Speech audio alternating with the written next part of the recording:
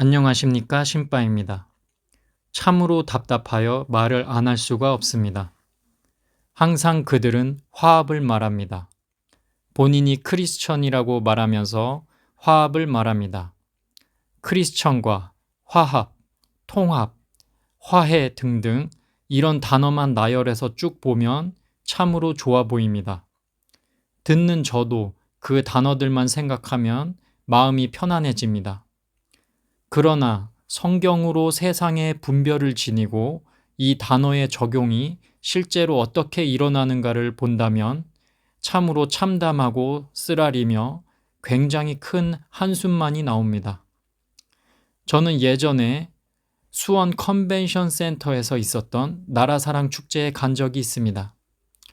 극동방송에서 주최한 것이었는데요. 거기에 김동연 당시 경기도지사가 축사를 하러 나왔었습니다.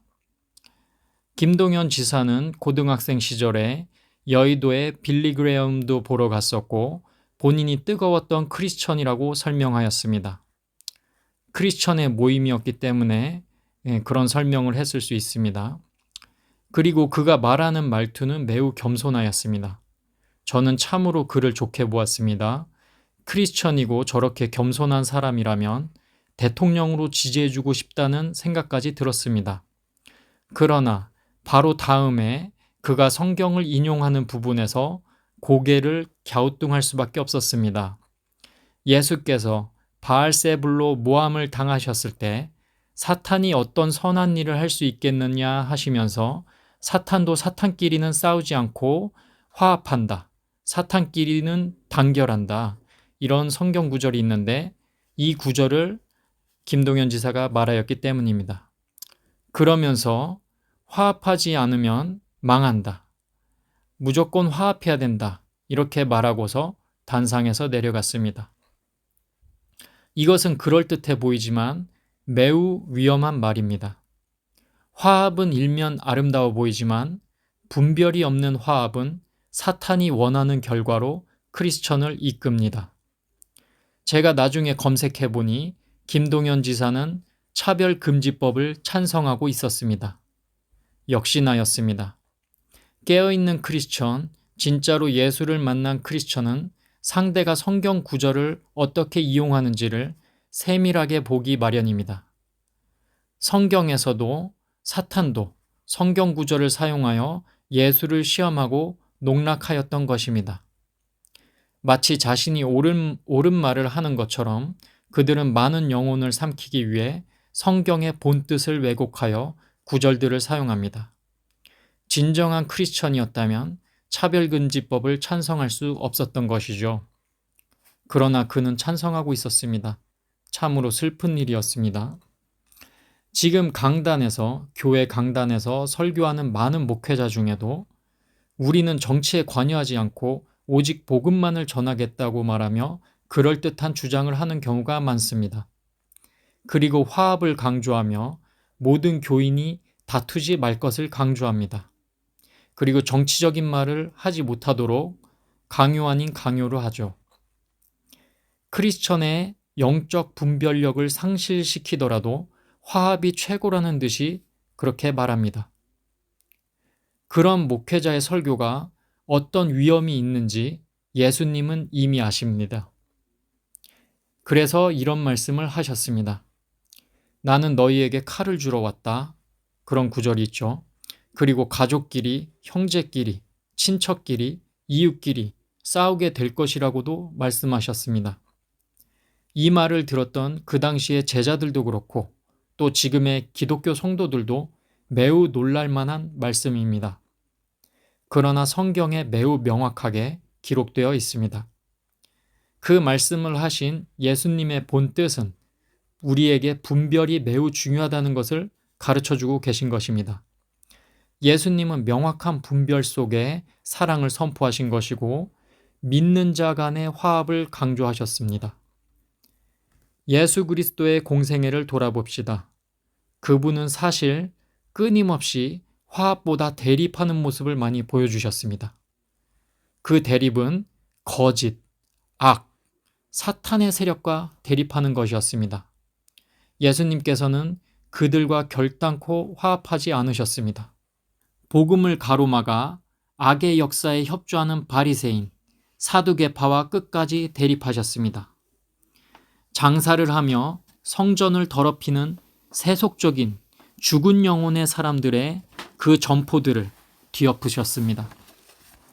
하나님의 복음을 거부하는 유대인들을 향하여 악마의 자식들이라고 하셨지 한 식구라고 표현하지 않으셨습니다.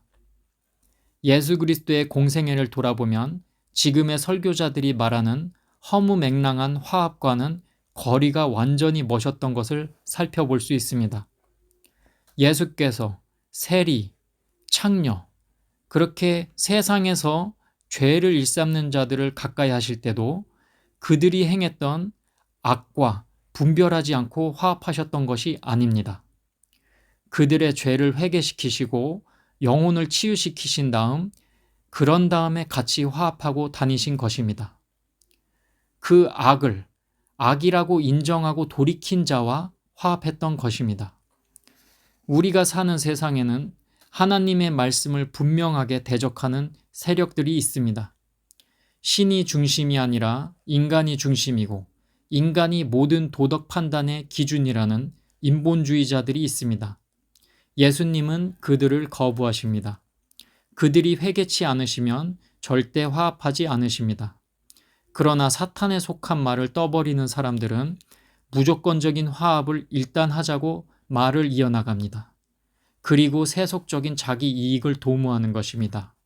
성도가 안 빠져나가길 바라고 11조가 잘 거치기를 바라는 것입니다. 자기 배를 채우는 성경에서 말한 그런 못된 리더인 것입니다. 그리고 포괄적 차별금지법을 말하며 동성애를 옳다고 말하고 트랜스젠더를 옳다고 말하는 세력이 있습니다. 예수 그리스도는 성경 말씀에 따라 그들의 주장을 거부하시고 절대 화합하지 않으십니다. 물론 그들이 회개하면 받아주십니다. 그러나 회개하지 않고 자신의 악을 끝까지 옳다고 주장하는 사람은 멀리 놓아두십니다. 하지만 분별력이 땅에 떨어지고 영이 죽은 사람들은 일단 무조건 화합하자고 말합니다. 그들은 자신이 정치적이지 않고 복음적이라고 말하면서 그럴듯한 말로 포장합니다. 그러나 상대가 악을 주장할 때 그것에 반대하는 것이 정치적이라며 손을 놓는 것 또한 사실 그들의 정치 성향을 표현하는 일이 됩니다. 그는 악의 주장에 동조하는 정치 성향을 보이고 있는 것입니다. 강도가 칼을 들고 내 동료를 해하려고 하는데 그 강도와도 화합해야 된다고 말하면서 아무 말도 안 하고 침묵하는 것은 결국 강도의 편이 되어주는 것이기 때문입니다.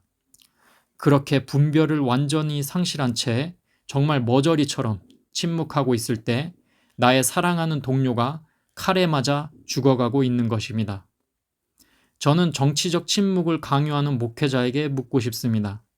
당신은 정말로 그리스도와 기도하며 소통하는 인생을 살고 있는 것입니까? 저는 말할 수 있습니다. 저는 예수 그리스도를 만났고 예수 그리스도를 보았으며 예수 그리스도의 음성도 들었고 성경의 활자를 살아있는 말씀으로 그대로 받아들이고 있습니다. 그래서 말할 수 있습니다. 절대로 악과는 화합할 수 없습니다. 오해는 마십시오. 악에 속한 사람들을 미워하고 철저히 박살내겠다는 뜻이 아닙니다. 그들 뒤에 있는 사탄을 미워하는 것입니다. 악에 속한 사람들은 악에서 꺼내야 할 하나님의 잃어버린 양들입니다. 그러나 그들이 끝까지 악에 속하기를 즐겨하고 그것을 주장한다면 결코 화합할 수 없는 것입니다. 기억하십시오.